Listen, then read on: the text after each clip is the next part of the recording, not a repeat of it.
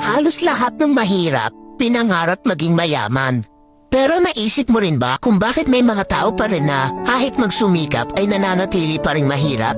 Dahil kailangan talaga ng mahirap sa lipunan. Isipin mo kung lahat ng tao ay mayaman na, sa tingin mo ba may mga construction worker pa na magtitis sa initan para lang kumita? Kung mayaman na silang lahat, sino pang gagawa ng bahay?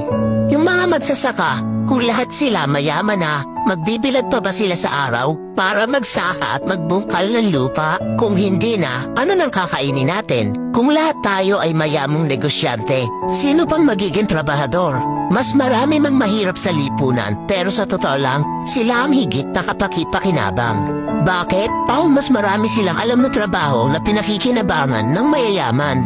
Tulad ng isang kumpanya, hindi iyon magiging maunlad kung walang mga empleyado. Kahit na gaano kahirap ang trabaho sa isang kumpanya, kahit na masama pang ugali na nagpapatrabaho, di ba natitiis ng taong gipit? Lalo na kung may binubuhay na pamilya. At higit sa lahat, hindi mo makikita ang tunay na mapagbigay at matulungin sa kapwa kung walang mahirap na tinutulungan.